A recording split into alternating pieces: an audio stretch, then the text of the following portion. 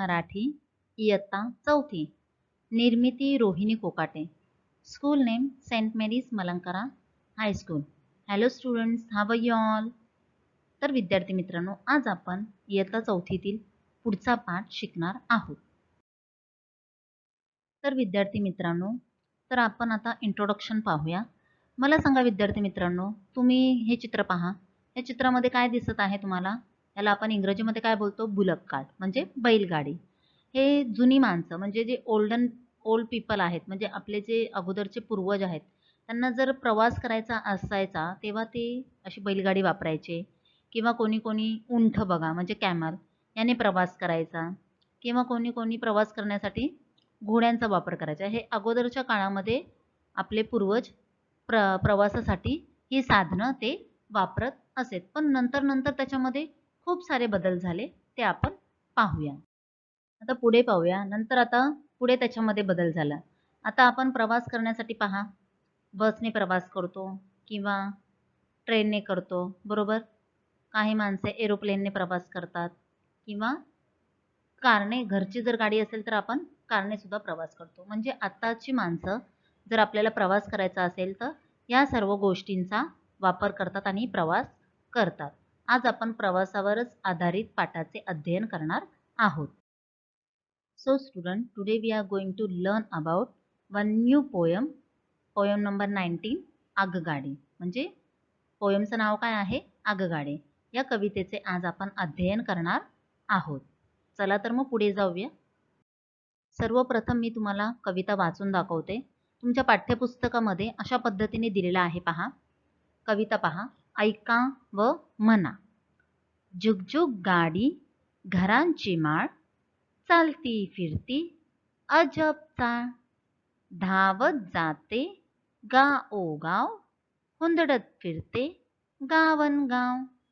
पाऊस वाऱ्याची नसे भीती, वाटेत वादळ असो किती, तिला न अडवी नदी पहाड, टाटा म्हणते झाडन झाड. छंद म्हणा की उद्योग खरा, सर्वांना पोचवी घरा घरा. कविता कोणाची आहे? शंकर बिटनकर. या कवितेचे कवी कोण आहेत? शंकर बिटनकर. चला तर मग पुढे जाऊया मुलांनो. म्हणा पहा, झुगझुग गाडी घरांची माळ, चालती फिरती अजब चाळ. चित्र पहा मुलांनो. म्हणजे ते काय दिलेलं आहे? गाडी म्हणजे ट्रेन. आपण त्याला काय बोलतो? आगगाडीला ट्रेन बोलतो. आता पहा काय दिलेलं आहे? झुगझुग गाडी घरांची माळ. आता पहा इथे घरांची माळ का म्हटलेलं आहे मुलांनो? तर बघा, ही ट्रेन आहे म्हणजे आगगाडी आहे. बघा त्याच्या एका बाजूला म्हणजे एकाच्या बाजूला एक असे डब्बे जोडलेले असतात. म्हणजे म्हणून तिथे काय उल्लेख केलेला आहे? झुगझुग गाडी घरांची माळ. आता आपण चॉलमध्ये वगैरे पाहिल्यानंतर एका बाजूला एक घरं असतात, बरोबर. मग तशाच पद्धतीने ट्रेनलाही पहा, एकाच्या बाजूला एक, एका पाठोपाठ काय आहे? डब्बे जोडलेले आहेत. म्हणून इथे काय उल्लेख केलेला आहे? झुगझुग गाडी घरांची माळ, चालती फिरती अजब चाळ. म्हणजे चॉलमध्ये तुम्ही पाहिलं तर काय होतं? चॉलमध्ये घरं जागेवर असतात. पण इथे काय उल्लेख केलेला आहे की ही झुगझुग गाडी कशी आहे? याला एकाच बाजूला एक घरं पण आहेत म्हणजे घरांची माळ पण आहे. आणि ती चालती फिरती काय आहे? अजब चाळ. अजब म्हणजे काय मुलांना होतं? स्ट्रेंज. आणि चाळ म्हणजे काय तर? चॉल. ओके. आता पुढे जाऊया. धावत जाते गाओगाव, हुंदडत फिरते गावनगाव. चित्रामध्ये पहा मुलांनो. म्हणजे काय दिलेलं आहे? ती आगगाडी म्हणजे ट्रेन काय करते? धावत जाते गावोगाव. म्हणजे ती काय करते? प्रत्येक रेल्वे स्टेशनवर थांबते, बरोबर. म्हणजे प्रत्येक गावी ती जाऊन थांबते. म्हणून काय दिलेलं आहे? धावत जाते गावोगाव, हुंदडत फिरते गावनगाव. म्हणजे ती काय करते? प्रत्येक गावी ती जाते, थांबते आणि पुन्हा जाते. म्हणजे प्रत्येक गावी तिचा स्टॉप असतो. म्हणून काय सांगितलेलं आहे?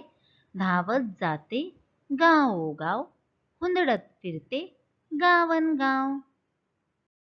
आता पुढे पहा मुलांनो. पाऊस वाऱ्याची नसे भीती, वाटेत वादळ असो किती. चित्रामध्ये पहा मुलांनो. म्हणजे काय सांगितलेलं आहे ते? पाऊस. पाऊस म्हणजे काय? Rainy season. आणि वारा म्हणजे काय मुलांनो? विंड सगळ्यांनाच माहिती आहे बरोबर. पाऊस वाऱ्याची नसे भीती. ट्रेन म्हणजे आगगाडीला पाऊस आणि वाऱ्याची भीती वाटते का? नाही. मग वाटेमध्ये कितीही वादळ, वादळ म्हणजे काय स्ट्रोम असले तरी ती घाबरते का? नाही. ती काय करते पहा. ट्रेन चित्रामध्ये पहा मुलांनो, पाऊस वाऱ्याची नसे भीती म्हणजे पाऊस येत आहे तरी ट्रेन घाबरत आहे का? नाही. ती आपलं काम करत आहे. ती बरोबर तिच्या काम काम करत आहे. ती चालत आहे पहा.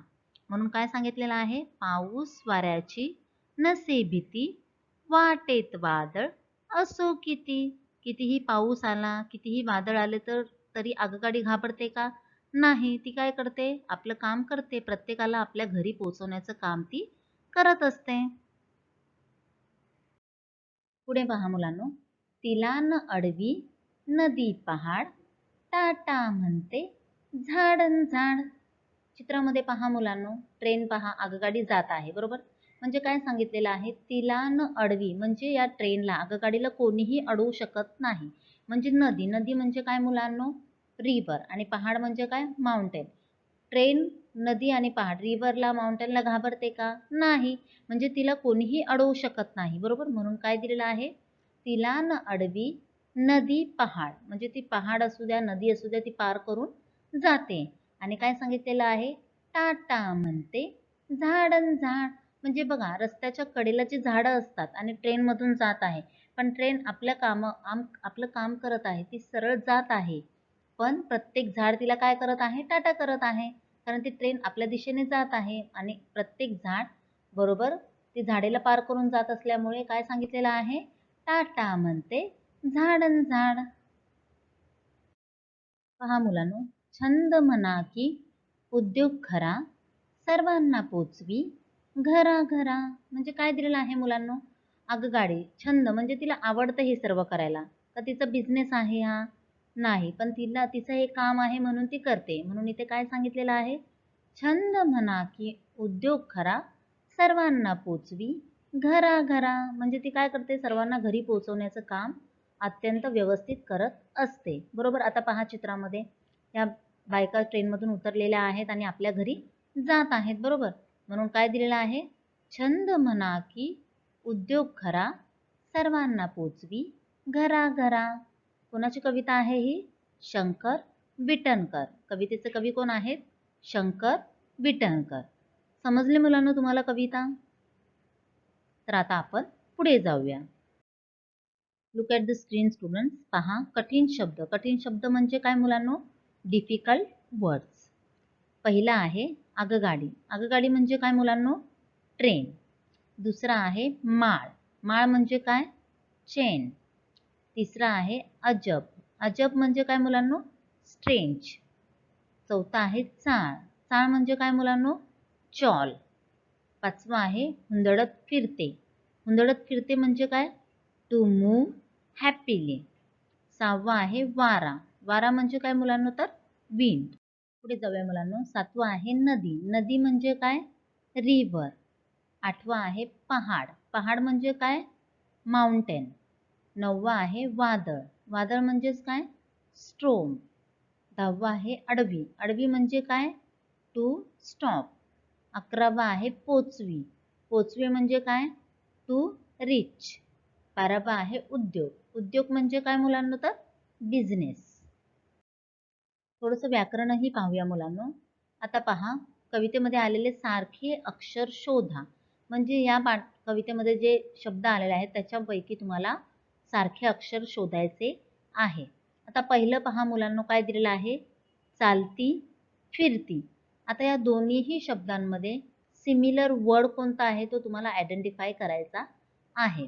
आता या दोन्हीही शब्दांमध्ये कोणता सिमिलर वर्ड आहे? तर शेवटचा वर्ड आहे ती. बघा चालती आणि इथे काय आहे? फिरती. मग तीला आपण काय करणार? अंडरलाईन करणार. मग दुसरा आहे माळ आणि त्याच्याच बाजूला आहे चाळ. मग सिमिलर वर्ड काय आहे? ळ. तर ळच्या खाली आपल्याला काय करायचं आहे? अंडरलाईन. नंतर आहे जाते आणि पुढे आहे फिरते. सिमिलर वर्ड कोणता आहे? ते. तर आपण ते खाली काय करणार? अंडरलाईन करणार. मग चौथा आहे भीती आणि किती. मग काय येणार? ती. मग ती खाली आपल्याला काय करायचं आहे? अंडरलाईन करायचं आहे. सारख्या उच्चाराचे शब्द म्हणजे काय? Rhyming words. आता या कवितेमध्ये हे रायमिंग वर्ड्स आलेले आहेत. आता पहा, पहिला आहे माळ. माळचंच रायमिंग वर्ड काय येणार? चाळ. दुसरा आहे भीती. भीतीचंच रायमिंग वर्ड काय येईल? किती. आणि तिसरा आहे खरा. खराचं रायमिंग वर्ड काय येणार? घरा. याचा सराव तुम्हाला करायचा आहे. नाव युअर होमवर्क टाइम. होमवर्क म्हणजेच काय मुलांनो? गृहपाठ. मग आता आपण गृहपाठ करूया. प्रश्न पहिला पहा मुलांनो. योग्य उत्तरासमोरील चौकटीत बरोबर अशी खूण करा. म्हणजे राईट मार्क करायचं आहे. आता पहिला आहे आगगाडी कोठे जाते. आणि त्याचे ऑप्शन्स आहेत घरोघरी, गावोगावी आणि गल्लोगल्ली. तर त्याचं योग्य उत्तर काय येणार मुलांनो? तर गावोगावी. ओके. दुसरा आहे आगगाडी कशाला भीत नाही. तर त्याचे ऑप्शन्स आहेत पाऊस वाऱ्याला, आगीला आणि शत्रूला. तर आगगाडी कशाला भीत नाही? तर त्याचं योग्य उत्तर आहे पाऊस वाऱ्याला. तिसरा प्रश्न पहा मुलांनो. सर्वांना घरी कोण पोचवते? तर त्याचे ऑप्शन्स आहेत मालगाडी, आगगाडी, बाबा गाडी. तर त्याचे योग्य उत्तर काय आहे मुलांनो? तर आगगाडी. आता पुढचा प्रश्न पाहूया मुलांनो. एका वाक्यात उत्तरे लिहा. म्हणजेच काय? Answer in one sentence. पहिला प्रश्न आहे झुकझुक कोण चालते? तर त्याचं उत्तर आहे झुकझुक आगगाडी चालते. दुसरा प्रश्न आहे आगगाडीला कोण अडवू शकत नाही? तर त्याचं उत्तर आहे आगगाडीला नदी, पहाड अडवू शकत नाही. तिसरा प्रश्न पहा मुलांनो. आगगाडी कशाला भीत नाही? तर त्याचं उत्तर आहे आगगाडी पाऊस वाऱ्याला भीत नाही. So student, today we have learned Agagadi poem. You have to by heart this poem and write homework in your Marathi notebook. Thank you. धन्यवाद.